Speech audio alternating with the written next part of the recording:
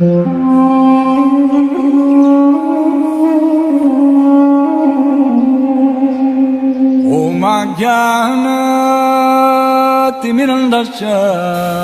what I am stressing on this point. Where is book? Where is book? Where is book? So kindly help me. This is my request. हरे कृष्णा, श्रील प्रभुपाद की जय।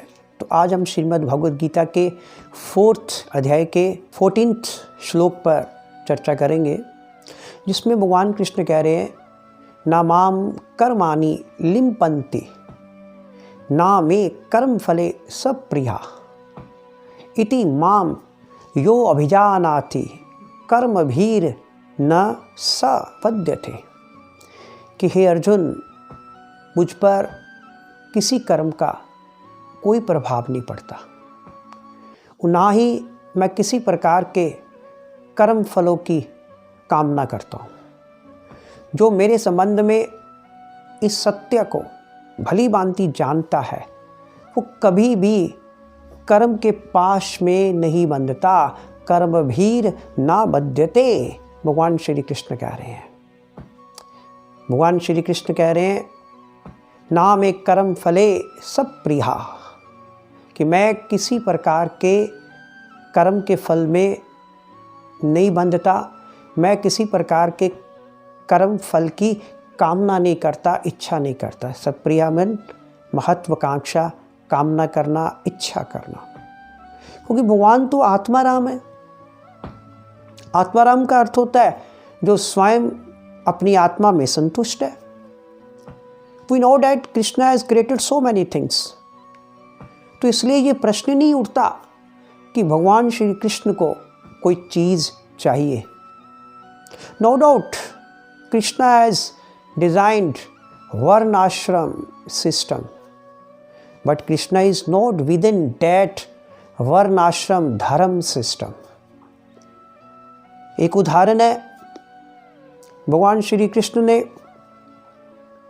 रास लीला रचाई और मध्य रात्रि में भगवान श्री कृष्ण की बांसुरी की आवाज़ सुनकर युवा गोपियाँ रास लीला का आनंद लेने के लिए अपने घरों से बाहर आई और भगवान कृष्ण ने उनके साथ रास नृत्य किया। मध्य रात्रि में, एट द डेड नाइट, दूसरों की पत्नियों, बहनों और पुत्रियों के साथ इस प्रकार रास नृत्य करना, वो भी मध्य रात्रि में, ये वैदिक सिद्धांतों की कोई अच्छी उदाहरण नहीं है। बट कृष्णा डिड इट, भगवान कृष्ण ने किया। और अगर देखा जाए तो कई बार तो ऐसा ही लगता है कि भगवान कृष्ण धार्मिक सिद्धांतों की उल्लंघना कर रहे हैं। भगवान कृष्ण सामाजिक रीति रिवाजों का उल्लंघन कर रहे हैं। तो भगवान कृष्ण इसीलिए तो चेतावनी दे रहे हैं, नामाम कर्माणि लिम्पन्ति। जितने भी ये सामाजिक रीति रिवाज, राजनीतिक रीति रिवाज और धार्मिक रीति रिवाज, भगवान कृष्ण कह रहे हैं ये मुझ पर लागू नहीं होते। राजनीतिक, सामाजिक और धार्मिक कर्मों का भगवान कृष्ण कह रहे हैं मुझ पे कोई प्रभाव नहीं पड़ता। जैसे सुखदेव गोस्वामी ने 10वें स्कंद में 33वें चैप्टर में महाराज परीक्षित को रास लीला की कथा सुनाई, रास लीला का वर्णन किया।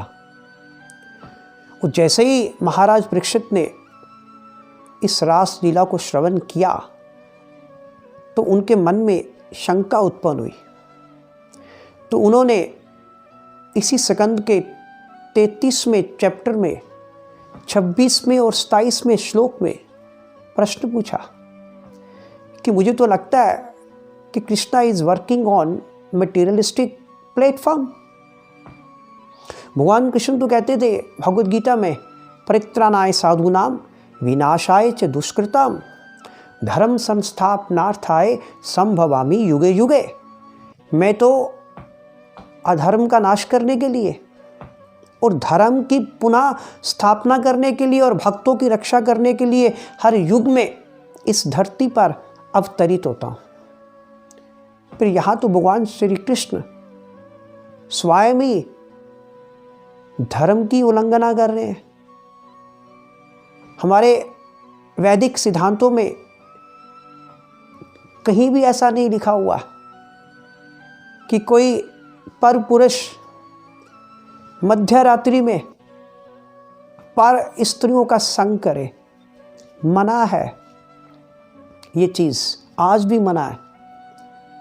लेकिन फिर भी भगवान कृष्ण, तो सुखदेव गोस्वामी महाराज ने इसका उत्तर दिया।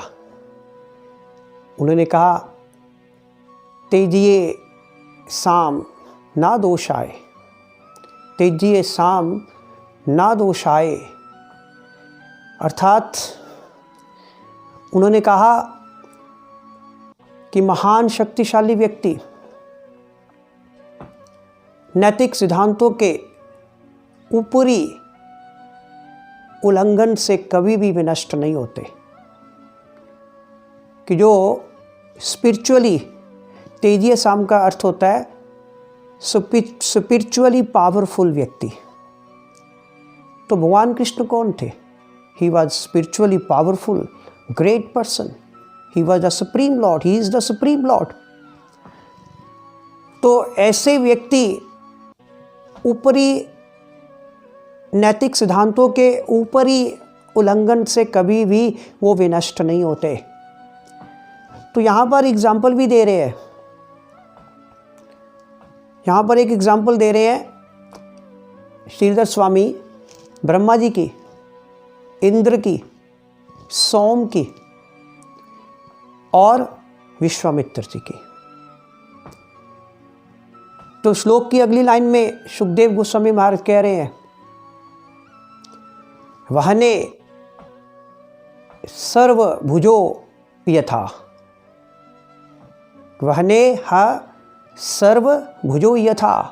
कि जिस प्रकार अग्नि में कुछ भी डाला जाए, अग्नि में जो कुछ भी डाल दिया जाए वो उसको निगल जाती है, हर एक वस्तु उसमें जलकर राख हो जाती है, लेकिन फिर भी अग्नि के स्वभाव में कोई फर्क नहीं होता, अग्नि के स्वभाव में कोई फर्क नहीं पड़ता। तो ठीक उसी प्रकार जो महान व्यक्ति है, स्पिरिचुअली महान व्यक्ति, अगर कभी वो ऐसा आचरण करते हैं कि जैसा उनके आचरण में कोई अनियमितता होती है, कि अगर कोई अनियमितता वाला अगर कोई आचरण वो करते हैं महान व्यक्ति, तो वो कभी ऐसे अनियमितता वाले आचरण से कभी भी वो अपने पद से नीचे नहीं गिरते, कभी भी उनका फॉल डाउन नहीं होता, क्योंकि उनका ये अनियमित जो आचरण होता है वो ऊपर से होता है। भगवान जो कर रहे हैं, लीला कर रहे हैं, उसके पीछे रहस्य कुछ और होता है। इसलिए Krishna can never be contaminated. भगवान कभी भी कंटेमिनेट नहीं होते। जो लोग भगवान का नाम लेते हैं, जो लोग भगवान कृष्ण का नाम जपते हैं, वो लोग पवित्र हो जाते हैं। भगवान का नाम लेने से, कृष्ण नाम लेने से लोग पवित्र हो जाते हैं। The persons becomes purified bye chanting Krishna name. तो फिर भगवान कृष्ण कैसे कंटेमिनेट हो सकते हैं? हरे कृष्णा। श्रीला प्रभुपाद की जय।